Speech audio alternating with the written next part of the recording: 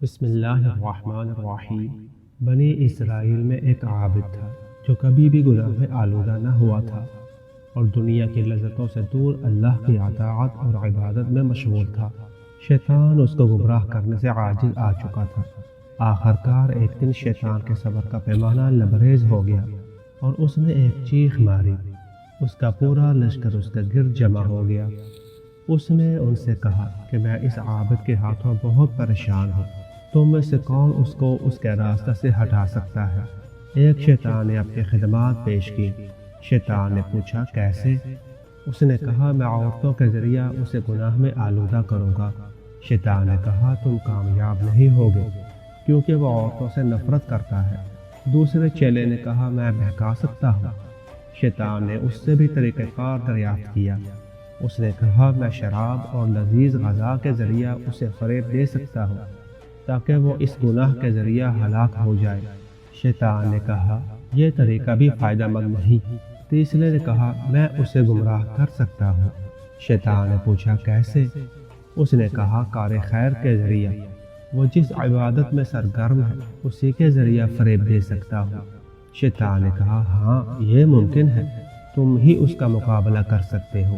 اس شیطان عابد کے برابر ایک جگہ کا انتخاب کیا اور نماز پڑھنے میں مشغول ہو گیا۔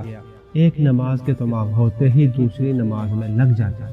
عابد نے جب یہ دیکھا تو حیران رہ گیا کہ یہ نہ آرام کرتا ہے اور نہ ہی سوتا ہے۔ عابد اپنی عبادت کو حقیر اور اس کو اپنے سے بزرگ محسوس کرنے لگا۔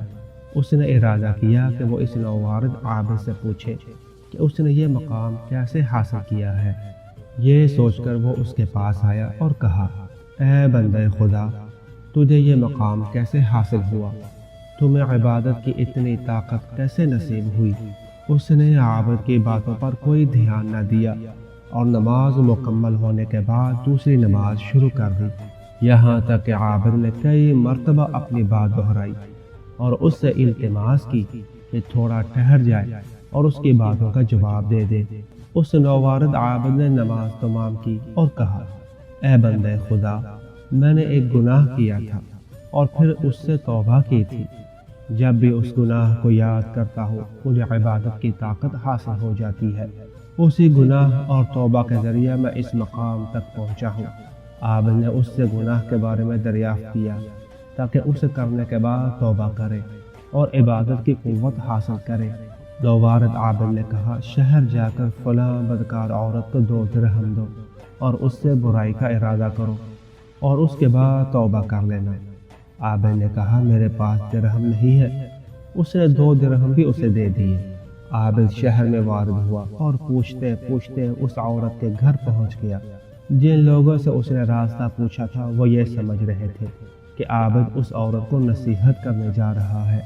عابد اس عورت کے پاس پہنچا اور اسے 2 درہم دے کر اپنا ارادہ بیان کیا۔ عورت نے اس کی ظاہری حالت پہ جس سے زہد و تقوی جھلک رہا تھا سمجھ گئی کہ معاملہ کیا ہے۔ عورت نے عابد سے کہا جس لباس اور حیت میں تم یہاں آئے ہو لوگ یہاں اس طرح نہیں آتے، تو مجھے پوری بات بتاؤ کہ یہاں کیوں آئے ہو؟ عابد نے پوری داستان سنا دی۔ عورت نے کہا اے بندہ خدا، گناہ نہ کرنا توبہ سے زیادہ آسان ہے، کیونکہ پتہ نہیں کہ گناہ کرنے کے بعد توبہ کی توفیق نصیب ہو یا نہ ہو، اور یہ کہ توبہ قبول ہو بھی یا نہ ہو۔ جس نے بھی تمہیں یہ راستہ بتایا ہے وہ شیطان تھا جو تمہارے سامنے اس طرح عابد بن کر آیا تھا تاکہ تمہیں راہ حق سے گمراہ کر سکے۔ اب واپس جاؤ اور اپنا دامن اس گناہ سے آلودہ نہ کرو۔ تم جس وقت وہاں پہنچو گے اس کو وہاں نہیں پاؤ گے۔ عابد جب اپنی جگہ پہنچا تو دیکھا کہ وہاں کوئی نہیں ہے۔ وہ سمجھ گیا کہ شیطان اسے اپنے جال میں پھنسانا چاہتا تھا۔ اسی رات اس عورت کا انتقال ہو گیا۔ جب صبح ہوئی تو اس کے دروازہ پر لکھا تھا کہ اس عورت کے کفن دفن کے لیے اکٹھا ہو کیونکہ یہ عورت جنتی ہے۔ لوگ حیران رہ گئے، کچھ سمجھ نہ سکے، لہذا اس کا جنازہ 3 دن تک دفن نہ ہو سکا۔ اس زمانہ کے پیغمبر حضرت موسیٰ علیہ السلام پر وحی ہوئی کہ اس عورت کے جنازے میں جاؤ اور اس پر نماز پڑھو اور دوسرے لوگوں کو بھی نماز پڑھنے کے لیے کہو کیونکہ میں نے اسے معاف کر دیا ہے۔